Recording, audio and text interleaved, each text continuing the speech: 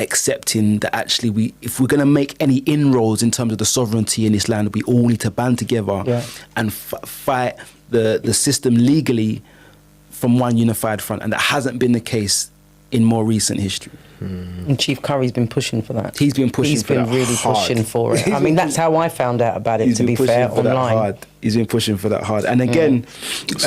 it's not a unified fight right now. It's a few groups are trying to establish sovereignty. Well, I mean, yeah, it's not unified. It's not a unified but even from what you're describing at the moment, I'm finding that there isn't that unification, because every part of the Maroons moving on has had a change come about from other people or different groups. So it's kind of, I hate the word saying it's, I don't like to say it, but it's like been washed out a little bit. Well, to be fair, and it's in the same way that you see the community managers washed out. When I was in Kojo Town, Trelawney Town in the 90s, there might have been 1,000 people, maybe just under 1,000 people there. I don't think any Maroon community in Jamaica has more than 1,000 people other than the compound. Okay. I mean, Moortown, again, in the 90s had about 1,500 people, 2,000 people. There's probably 300 people in Moortown now. I want to go to Alex Mayal, the Mayal priest, Alex Moore Minute, who's the Mayal priest, inherited one of the oldest. I mentioned earlier that he's inherited the oldest temple system in Jamaica.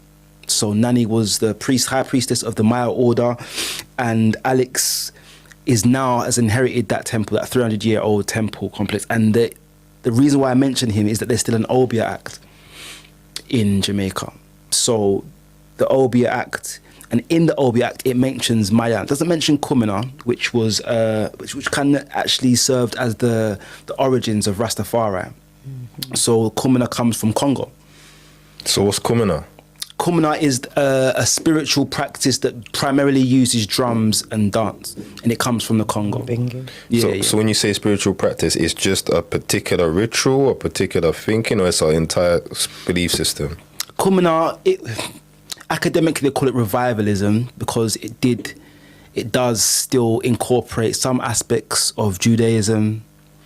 So it's a mix. Yeah, so I mean, to be fair, all of the spiritual traditions that you'll find in the Caribbean are admixture. And that's why I mentioned the Suriname Maroons, because they've been able to keep the Akan, ASAFO, Kung Fu, and they still call it Kung Fu. Pretty much the same. Yeah, Mayal comes out of the Arawak Taino and the ASAFO Chromanti spiritual traditions. So there's no one way to practice. And you'll even find within those traditions, it might be practiced a little bit differently across the island or across the diaspora.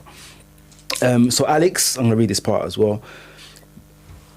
Mayal priest and former Kompong Minister of Foreign Affairs and Diplomacy, was initiated into and inherited one of the oldest spiritual orders in Jamaica, Mayalism, often considered a variation of Obeah, and is distinctly Afro-Jamaican spiritual system, said to have been practiced by Queen Nanny, and its practice focused on the connection between nature, spirit and humans. Now, I think what also might be important here to mention around the Obeah Act is that we used the water bodies on the island.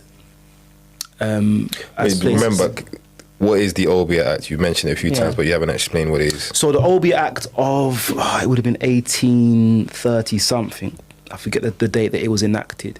And to be fair, it's only enforced sporadically.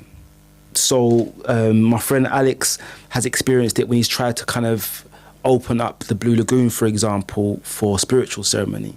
And I think the Department for Leisure and Tourism said, you can't use it unless it's opening hours. And they used the Obeah Act to enforce that specifically. So it's not, there's history of people being found with herbs or bottle of rum. What is the Obeah Act?